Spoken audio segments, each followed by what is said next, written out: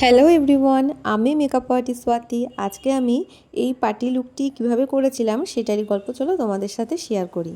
প্রথমত দিদিভাইয়ের বোনের আশীর্বাদ উপলক্ষে দিদিভাই সেজেছিল আমার কাছে, সেই জন্য খুব সকাল সকালই সাজাতে গিয়েছিলাম।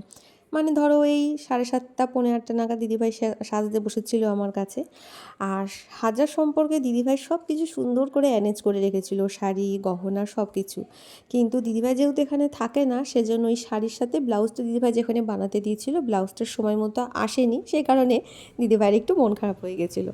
তারপরও কত সুন্দর ব্লাউজটা অ্যারেঞ্জ করেছে দেখো, ম্যাচিং করে। এখানে থাকে না, তাও রাতারাতি কিন্তু সুন্দর করে ব্লাউজটা অ্যারেঞ্জ করেছে, কি আর করা যাবে বলো।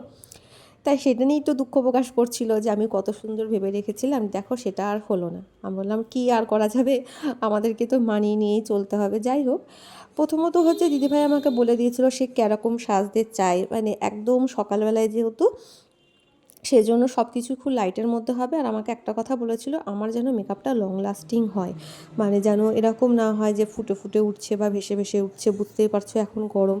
আর সত্যি কথা বলতে গরমে সবাই কিন্তু টেনশানেই থাকে, মানে মেকআপ আর্টিস্টরাও, মানে আমরাও খুব টেনশানে থাকি, প্লাস যে ক্লায়েন্টরাও টেনশানে থাকে। অর্ধেক ক্লায়েন্ট কিন্তু গরমের সাজ দিয়ে তারা চায়ই না, ভাবে যে দূর বাবা সাজবো উঠে যাবে। তবে আমার মনে হয় যে এখন যে ধরনের আমরা টেকনিকে কাজ করি, বা এখন যে ধরনের মেকআপের যে ভার্সনগুলো আপডেটেড ভার্সন বেরিয়ে গেছে, তো সেক্ষেত্রে তোমরা নির্দ্বিধায় সাজতে পারো আমাদের কাছে।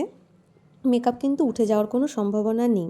এবার আমরা আমাদের দিক থেকে যতটা তোমাদেরকে গাইড করে আসবো, যে কিছু কিছু তো মেনটেন করারও একটা ব্যাপার থাকে, সেটা কিন্তু তোমাদের ফলো করতেই হবে। সেটা যদি তোমরা না করে পুরোটাই মেকআপ আর্টিস্টের উপর ছেড়ে দাও, তারপরে যদি দোষ দাও উঠে গেছে, এটা হয়েছে সেটা হয়েছে, সেটাও কিন্তু হয় না। যারা সেটা করে তাদের মেকআপের কিচ্ছু হয় না। আর যারা সেটা করতে পারে না, ওই এক দুটো কমপ্লেন প্রতি বছর আসবেই, সেটা মেনে নিই। আগে যখন শুনতাম প্রথম প্রথম খুব মন খারাপ হতো, তারপরে আমি আর নিজে ঠান্ডা মাথায় ভাবলাম, পরে সবার সাথে খোলাখুলি আলোচনা করলাম। তারপরে ভেবে দেখেছি যে হ্যাঁ, আমি তো আর সবাইকে সন্তুষ্ট করতে পারবো না। ম্যাক্সিমাম ক্লায়েন্ট যখন আমার এই একই টেকনিকে করে যখন তারা হচ্ছে, তার মানে কি আমি ঠিকই আছি। এবার যারা সেটাকে মেনটেন করতে পারে না, তাদেরই ওই উঠে যায়, নষ্ট হয়ে যায়, হেনা তেনা হয়। এবার সবাইকে নিয়েই কাজ করতে হবে আমাদের এই ইন্ডাস্ট্রিতে, এটা খুব সত্যি কথা।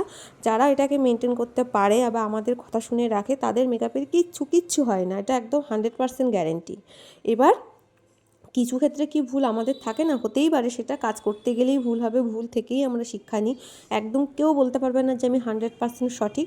নিজেদেরও সেটাকে তখন আমি তো স্বীকার করেই নিই যে হ্যাঁ, আমার দিক থেকে কিছু ভুল হয়েছে। যেমন এই দিদির কাছ থেকে আমি ফিডব্যাক চেয়েছি বারবার, দিদিকে আমি হোয়াটসঅ্যাপেও জানতে চেয়েছি, দিদি আমার ফেসবুকেও আছে, দিদি সেখানে জানাতেও পারে তোমাদের। দিদির কিন্তু মেকআপের কিচ্ছু হয়নি, সেই সকালবেলা করে দিয়েছিলাম মেকআপ অ্যাজ ইট ইজ যেরমই ছিল। তার মানে কি দিদি সুন্দর করে রেখেছিল।